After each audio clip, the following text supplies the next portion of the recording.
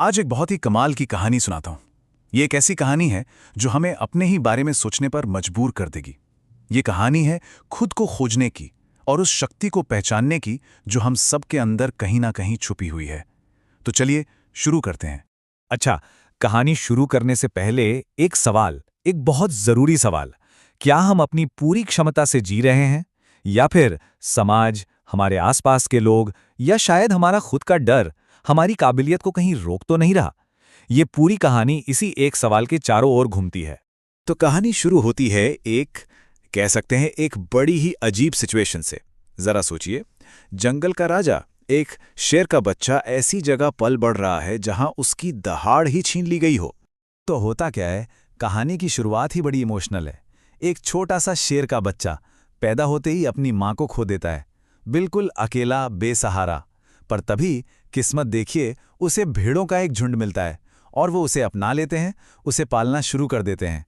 और भेड़ों के साथ रहते रहते अरे, उसकी तो पूरी दुनिया ही बदल गई। जिसे दहाड़ना था वो मिमियाने लगा, जिसे मांस खाना था वो घास चरने लगा। पैदा तो हुआ था एक लीडर, एक राजा, पर जी रहा था एक फॉलोवर की तरह। और जानते हैं सबसे खतरनाक बात क्या हुई? उसने अपनी पहचान ही खो दी। मतलब वो सच में ये मानने लगा था कि वो कोई शेर है ही नहीं, वो तो बस एक भेड़ है। सोचिए माहौल का इतना गहरा असर। लेकिन कहानी यहां खत्म नहीं होती। अरे, असली कहानी तो अब शुरू होती है। कहानी में आता है एक ट्विस्ट, एक ऐसा मोड़ जो उस शेर की झूठी लेकिन आरामदायक दुनिया को हिलाकर रख देगा। तो एक दिन एक बूढ़े शेर की नजर इस पर पड़ती है। वो तो देखकर हैरान हो जाता है कि भाई, एक शेर भेड़ों के झुंड में क्या कर रहा है। सच्चाई का पता लगाने के लिए वो झुंड पर हमला कर देता है। और जैसा सोचा था, हमारा ये नौजवान शेर भी भेड़ों के साथ ही दुम दबाकर भागता है। और जब बूढ़े शेर ने उसे पकड़ लिया तो वो डर के मारे कांप रहा था और गिड़गिड़ा रहा था, प्लीज मुझे जाने दो, मैं तो एक मामूली सी भेड़ हूं। सोचिए, वो अपनी झूठी पहचान में कितना डूब चुका था। और बस यहीं से कहानी अपने क्लाइमैक्स पर पहुंचती है। वो पल जब उस नौजवान शेर को उस सच का सामना करना पड़ता है जिससे वो आज तक भागा फिर रहा था। बूढ़े शेर ने कोई लेक्चर नहीं दिया, कोई ज्ञान नहीं दिया। उसने बस एक सिंपल सी लेकिन बहुत गहरी बात कही। उसने कहा, पानी में अपनी शक्ल देखो। और जैसे ही उस शेर ने शांत पानी में अपना अक्स देखा, मानो सब कुछ बदल गया। जिंदगी में पहली बार उसे अपनी असली पहचान दिखाई दी। और वो सच क्या था? वो सच ये था कि वो एक शेर था, वो कभी भेड़ था ही नहीं। ये कोई बाहरी बदलाव नहीं था, ये तो अंदर की एक जागृति थी, एक अवेकनिंग।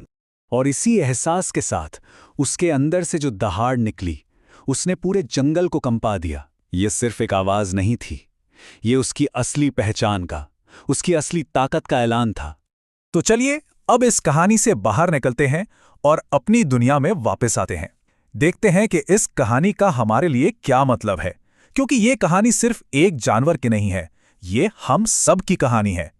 इस कहानी का जो सार है वो ये है कि भेड़ बनकर जीना उस शेर की सच्चाई कभी थी ही नहीं।